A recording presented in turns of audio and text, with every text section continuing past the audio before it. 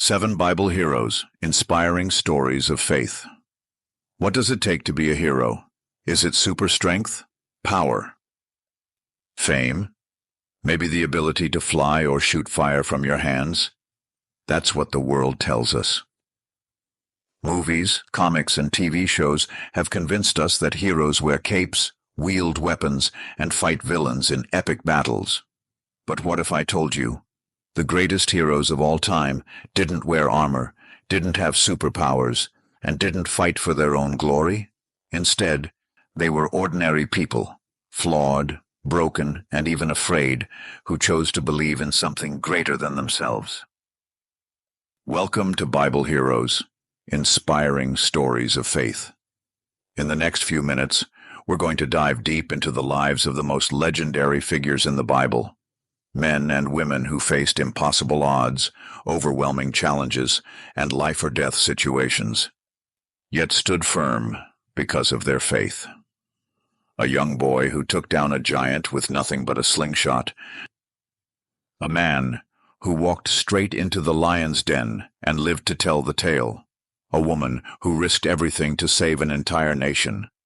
Persecutor of Christians who became the greatest preacher of all time. And here's the best part. Their stories aren't just history. They're blueprints for our lives today.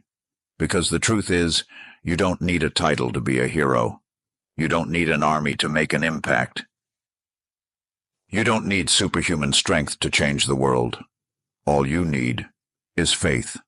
So, if you're struggling to believe, if you're facing battles that seem impossible, if you're wondering whether God can really use someone like you, then stick around.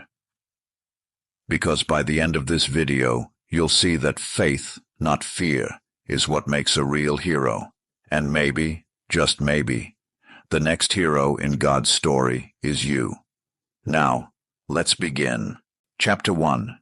Abraham, the father of faith. Faith is easy when everything is going well. But what about when God asks you to walk into the unknown, to leave behind everything familiar, to believe in something that seems impossible? That's the story of Abraham, the man the Bible calls the father of faith. Called to the unknown. Imagine this. You're settled. You have your home, your family, your routines. Then one day God speaks and says, "Leave everything. Pack up your life. Go to a land I will show you." Not, "Here's the full plan." Not, "Here's where you'll end up." Just, "Go. Trust me." And here's what makes Abraham a hero. He went. No map, no details, no guarantees, just faith. Genesis 12:1-4 tells us that Abraham obeyed God and set out, not knowing where he was going. Think about that for a second. He had no idea what was ahead, but he trusted who was leading him. How many of us hesitate when God calls? We want security. We want to know every step before we move. Faith? Faith means stepping out, even when you don't have all the answers. The promise that seemed impossible. God didn't just call Abraham to a journey. He gave him a ridiculous promise. "I will make you into a great nation. Your descendants will be as countless as the stars in the sky." Sounds great, right? There's just one problem. Abraham was old. His wife Sarah, barren. No kids. No logical way for this promise to happen. Yet, Abraham believed, even when it looked impossible, even when years passed and nothing happened. Even when he and Sarah were way past the age of having children. And then, when Abraham was 100 years old, the promise came true. Isaac was born. A child that shouldn't have been possible. A child that was proof that God always keeps his word. But then came the biggest test of all. The ultimate test, sacrificing Isaac. What happens when God gives you a miracle, then asks for it back? One day God spoke again. "Abraham, take your son, your only son Isaac, whom you love, and sacrifice him to me." Wait, What? The very promise Abraham had waited for, the child of the covenant, and now God is asking him to lay it on the altar. And here's what's crazy. Abraham obeyed. He didn't argue. He didn't delay. He took Isaac, climbed the mountain, built the altar, and was ready to give up everything. And just as he raised the knife, God stopped him. Do not lay a hand on the boy. Now I know that you fear God, because you have not withheld from me your son, your only son. Genesis 22:12. A ram appeared, provided by God as a substitute. This was a test of faith, and Abraham passed. What Abraham's story teaches us. Abraham's life proves that faith isn't about understanding. It's about trusting. Faith means obeying, even when you don't have all the answers. Faith means believing even when the promise seems impossible. Faith means surrendering everything to God, knowing He will provide. And guess what? That same God is still faithful today. So what is God calling you to trust Him with? Chapter 2. Moses, the reluctant leader. What if your biggest weakness was actually the thing God wanted to use? Moses didn't think he was hero material. In fact, he was the least likely person to lead a nation. But here's the thing. God doesn't call the qualified. He qualifies the called. From prince to fugitive, Moses had an unusual life from the start. Born as a Hebrew when Pharaoh ordered all Hebrew baby boys to be killed, he was miraculously saved, adopted by Pharaoh's own daughter, and raised in the palace as an Egyptian prince. Sounds like the perfect setup, right? Except Moses had a problem. He knew he didn't belong. One day, in a moment of rage, he killed an Egyptian who was beating a Hebrew slave. Suddenly, the prince became a fugitive. He ran for his life, escaping to the wilderness, thinking his purpose was over. But God wasn't done with him. The burning bush. The call to lead. One day, while tending sheep, Moses saw something strange, a bush that was on fire but not burning up. And from that fire God spoke. Moses, I am sending you to Pharaoh to bring my people out of Egypt. And how did Moses respond? Who am I that I should go to Pharaoh? What if they don't believe me? I'm not good at speaking. Lord, send someone else. Sound familiar? When God calls us, we often feel unqualified. We focus on our weaknesses, our past mistakes, our fears. But God's response, I will be with you. It was never about Moses' ability, it was about God's power. And with that promise, Moses went. Facing Pharaoh. Let my people go. Imagine standing before the most powerful king in the world and demanding freedom for millions of slaves. Pharaoh laughed. Pharaoh refused, and so the plagues came, water turning to blood. Frogs covering the land, darkness over Egypt, the death of the firstborn. Until finally, Pharaoh let them go. But the story wasn't over. The Red Sea miracle. Just when freedom seemed within reach, the Egyptian army came after them. Trapped between Pharaoh's chariots and the Red Sea, the Israelites panicked. But Moses, he stood firm. Do not be afraid. Stand still and see the salvation of the Lord. And then, the impossible happened.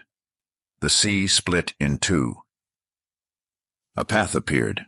The Israelites walked through on dry ground, and when Pharaoh's army followed, the waters crashed back down. God had done what no one imagined, delivered his people with power. Lessons from Moses. Moses' story teaches us three powerful truths. 1. God calls imperfect people. Moses was a murderer, a fugitive, and full of doubt, yet God still used him. 2. God's power is greater than our excuses. It's not about what we can do. It's about what He can do through us. 3. God fights for us. Even when the enemy is chasing us, even when the obstacles seem impossible, God makes a way. Maybe today you're feeling unqualified. Maybe you're running from your calling. Maybe you're facing an impossible situation. But if God could use a man like Moses, He can use you too. Chapter 3. David, the giant slayer. What if the biggest battle in your life isn't about your strength, but about your faith? The story of David is one of the most famous in the Bible. A young shepherd boy who took down a massive warrior, armed with nothing but a slingshot and faith in God.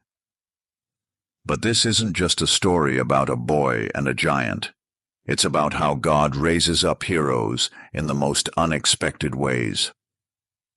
The anointing, chosen but overlooked. Before David ever faced Goliath, before he ever became king, he was just a kid. The youngest of 8 brothers, a shepherd, someone no one really noticed. But one day, the prophet Samuel came to his house, looking for the next king of Israel.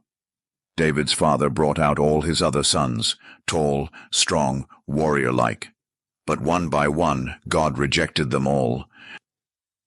Man looks at the outward appearance, but the Lord looks at the heart. 1 Samuel 16:7. And when they finally brought David in from the fields, God said, "That's the one." Right there, in the middle of his ordinary life, David was anointed king. But here's the crazy part. He didn't become king right away. Instead of a throne, David went back to the sheep.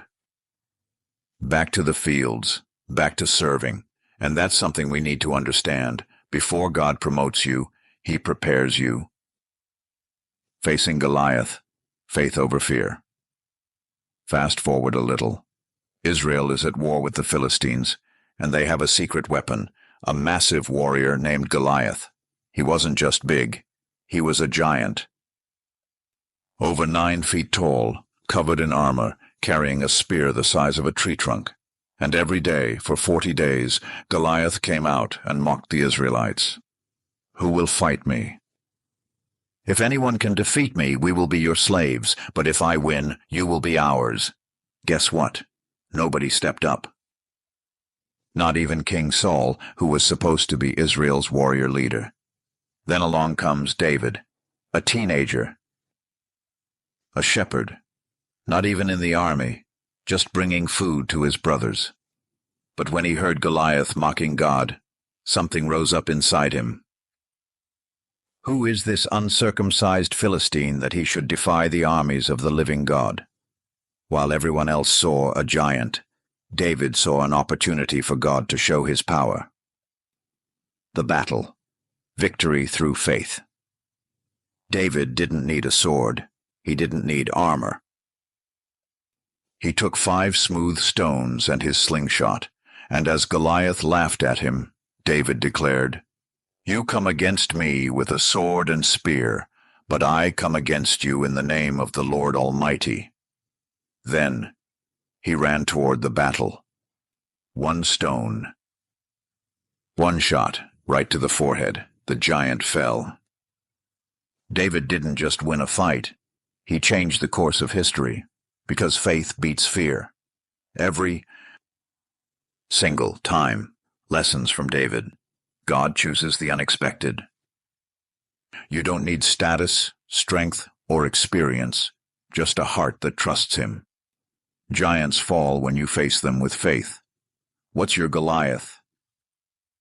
Fear, doubt, a situation that seems impossible. The battle is the Lord's. Prepare in the small things. Before David fought Goliath, he fought lions and bears in the wilderness. The hidden battles prepare you for the big moments. And here's the best part. David's story wasn't over. Because defeating Goliath was just the beginning. Chapter 4. Esther, the brave queen. What if the moment you've been placed in is bigger than you realize? What if your position, your influence, your voice is meant to save lives? That's exactly what happened with Esther. a young Jewish woman who became queen and had to make an impossible choice. The unexpected Queen Esther didn't come from royalty. She was an orphan, raised by her cousin Mordecai, living in a foreign land under Persian rule. But when the Persian king held a beauty contest to find a new queen, Esther was chosen. Sounds like a fairy tale, right? But this wasn't about luxury and power. It was about God positioning her for a mission, because a crisis was coming. The evil plan. Haman's plot. Enter Haman, the king's top official, a man full of hatred for the Jewish people. When Mordecai refused to bow to him, Haman snapped. He convinced the king to issue a law. All Jews in the Persian Empire must be killed. And here's the problem. Esther was a Jew, but the king didn't know that. The moment of decision. Mordecai sent a message to Esther. You have to do something. You have to go to the king and beg for your people.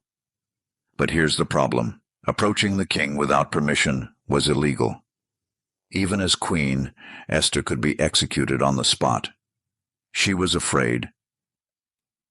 But then Mordecai said something powerful. Who knows but that you have come to your royal position for such a time as this? Esther 4:14. In other words, this isn't about you. This is about God's purpose. And so, Esther made a choice. If I perish, I perish. That's faith. That's courage. That's what makes a hero. The risk. The bold stand. Esther put on her royal robes, approached the king, and waited to see if he would extend his scepter, a sign that she was allowed to speak. Silence. Then, the king lifted the scepter. Esther had favor. She invited the king and Haman to a banquet, then another one, and at just the right moment, she revealed the truth. My people are in danger. Haman is plotting to kill us all. The king was furious. Haman was exposed, and in an incredible turn of events, the very gallows Haman had built to execute Mordecai were used to execute Haman instead. The Jewish people were saved. All because one woman stood up. What Esther teaches us: you are placed where you are for a reason. Your job, your school, your situation, it's not random. God has positioned you for a purpose. Faith is greater than fear. Esther risked everything, but she trusted God's timing and plan. Your boldness can change history. One decision can make an impact beyond what you can see. Maybe today you're in a situation where you need to be bold. Maybe God has placed you somewhere to stand up for truth, to help someone in need, or to make a difference. The question is, will you be brave enough to step up? Chapter 5. Daniel, the man who stood firm. What do you do when the world tells you to bow, but your faith tells you to stand? That was the challenge of Daniel, a man who faced the pressure to conform, yet chose to remain faithful to God, even when it meant facing lions. Taken from home, a faith that didn't break Daniel's story starts with tragedy. As a young man, he was taken captive by the Babylonian Empire. Imagine this: you're living your normal life, and suddenly, foreign soldiers invade your land. They destroy everything. They take you far away from home. You're now in a culture that doesn't worship your God, with people who want to change everything about you. That's what happened to Daniel. He was chosen to serve in King Nebuchadnezzar's palace, but there was a catch. He had to give up his Jewish identity. He was given a new name. He was told to eat unclean food. He was expected to adopt a new culture, new gods, a new way of life. And this is where Daniel's first test of faith came. The first stand: faith in the small things. The king's food was luxurious, but it was against God's laws. Daniel had a choice: compromise or stand firm. And even though it was just food, Daniel refused to defile himself. Instead, he asked for vegetables and water, a bold request because disobeying the king could have meant death. But Daniel trusted God, and after 10 days, he and his friends were healthier and stronger than anyone else. This moment may seem small, but it teaches us something huge. If you're faithful in the little things, you'll be strong when bigger tests come. And for Daniel, the biggest test was still ahead. The lion's den, standing alone. Years later, under a new king, Darius, Daniel was promoted. He was so wise, so trustworthy, that the king planned to put him in charge of the entire kingdom. But Daniel's enemies hated that. So they came up with a plan. They tricked the king into signing a law. For 30 days, no one can pray to any god except the king. If they do, they will be thrown into the lion's den. Daniel heard the law. He knew the punishment, and yet, what did he do? He prayed anyway. Not in secret, not in fear. He went home, opened his windows and prayed, just like he always had. And when his enemies saw him, they arrested him. The king didn't want to punish Daniel, but the law couldn't be undone. So Daniel was thrown into the lion's den. Imagine that moment. Hungry lions. A sealed tomb. A night in complete darkness. But then, a miracle. The next morning, the king ran to the den and called out, "Daniel, has your God saved you?" And Daniel answered, "My God sent his angel, and he shut the lions' mouths." Daniel walked out completely unharmed, because when you stand for God, he stands for you. Lessons from Daniel: faithfulness. In small things prepares you for big tests. Standing for God means standing alone sometimes. God will protect those who trust in him. So here's the question. When the world pressures you to compromise, will you stand firm? Chapter 6. Elijah, the fire prophet. What happens when you feel alone in your faith? What happens when you stand for God's truth, but no one else does? That's the story of Elijah, a prophet who stood up against an entire nation that had turned away from God. And in one of the most dramatic moments in the Bible, he called fire down from heaven. The nation that forgot God. Elijah lived in a time when Israel had abandoned God. King Ahab and Queen Jezebel had led the people to worship Baal, a false god. And anyone who spoke against them, they were killed. So by the time Elijah appeared, he was basically the last prophet of God left. One man, against an entire kingdom. The showdown on Mount Carmel. Elijah went straight to King Ahab and said, "How long will you waver between two opinions? If the Lord is God, follow him, but if Baal is God, follow him." Then he issued a challenge. "Let's settle this once and for all." He told 450 prophets of Baal to meet him on Mount Carmel. Here was the test. They would each prepare an altar with a sacrifice. They would each pray. The God who answered by fire, he was the true God. And so the battle began. The false prophets fail. The prophets of Baal went first. They shouted. They danced. They cut themselves. Nothing happened. For hours they begged their God.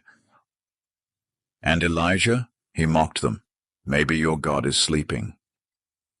Maybe he's on vacation." But Baal never answered, because he wasn't real. The fire falls. Then it was Elijah's turn. He did something crazy. He had his altar soaked with water 3 times until it was drenched. Then he simply prayed, "Lord, let it be known today that you are God." And instantly, fire fell from heaven. It burned up the sacrifice. It burned up the stones. It even burned up the water. The people fell on their faces and cried, "The Lord, he is God." One man, one prayer, and God showed his power. The wilderness moment. When faith gets hard, you'd think after a moment like that, Elijah would feel invincible. But instead, right after this, he got scared and ran away. Queen Jezebel sent a message, "I'm going to kill you."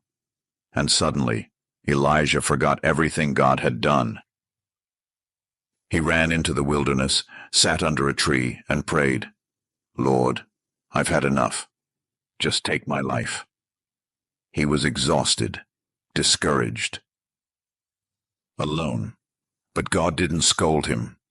Instead, he met him there. He sent an angel to give him food and water, and then he spoke, not through fire, not through wind, not through an earthquake, but in a whisper. Because sometimes God speaks the loudest when we're quiet enough to listen. What Elijah teaches us: God's power is real. He answers prayer and shows up when we trust him. Even strong believers have weak moments. Elijah went from calling fire down to running away in fear. God meets us in our weakness. When Elijah wanted to give up, God refreshed him, reminded him, and sent him back stronger. Maybe today you feel tired. Maybe you feel like giving up. But just like Elijah, God isn't done with you yet. Chapter 7. Paul, the transformed persecutor. What if your worst mistakes didn't define you? What if your past failures didn't disqualify you from God's purpose? Paul's story is proof that no one is too far gone for God to use. Saul, the enemy of Christians. Before he was Paul, he was Saul, and he wasn't a hero. He was a Pharisee, a religious leader who believed he was serving God by hunting down Christians. He approved of the killing of Stephen, the first Christian martyr. He dragged believers out of their homes, throwing them into prison. He made it his mission to destroy the church.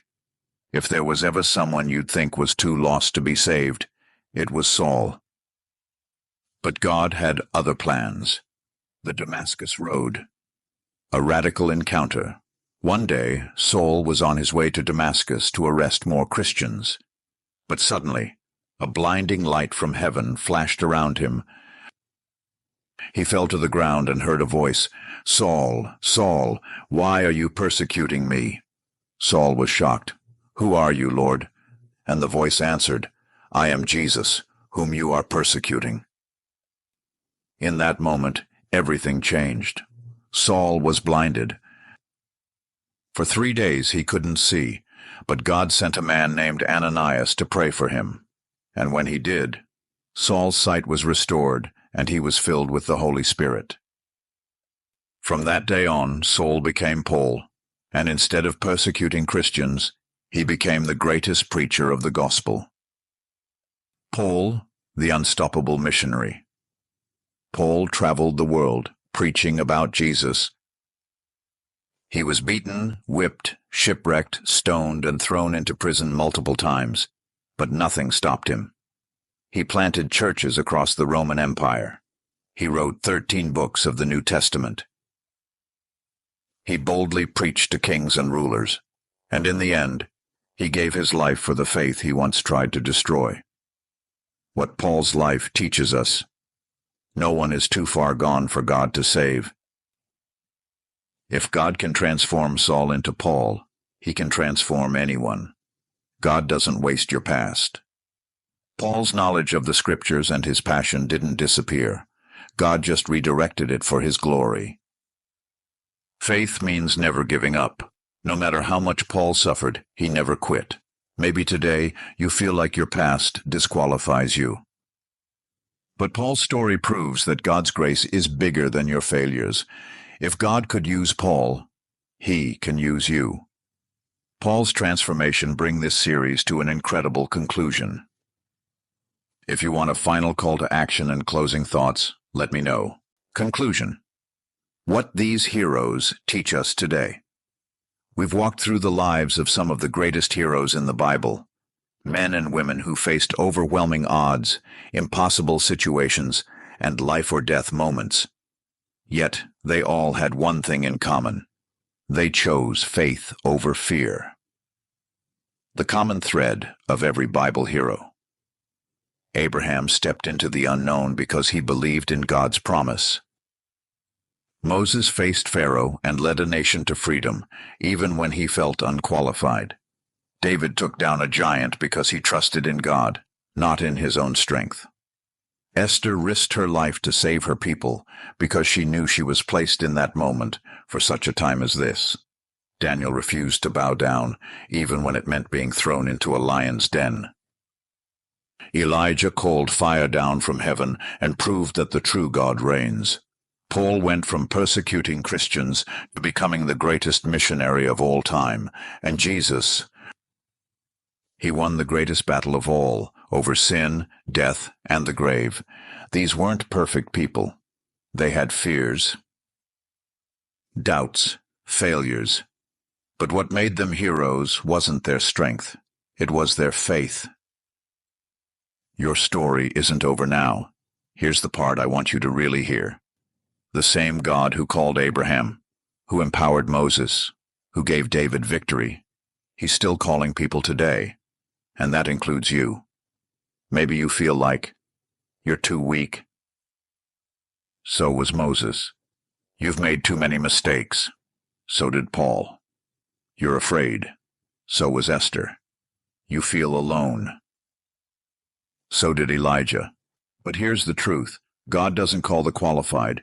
He qualifies the called. You were made for something bigger than yourself. The challenge. What will you choose? Right now you have a choice. You can walk away from this video, inspired for a few moments, and go back to life as usual. Or you can decide, right here, right now, to step out in faith, to believe that God has a purpose for your life, to face your giants, to stand firm in trial, trust that God is bigger than your fears, and maybe, just maybe, the next great Bible hero is you. Final call to action. So, here's what I want you to do. 1. Comment below. Which Bible hero inspired you the most, and why? Let's talk about it. Share this video with someone who needs encouragement today. 3. If this message spoke to you, take a moment, right now, to pray. Ask God to give you the faith to step into His plan for your life. And remember, faith, not fear, is what makes a real hero. God is still writing His story. Will you be part of it?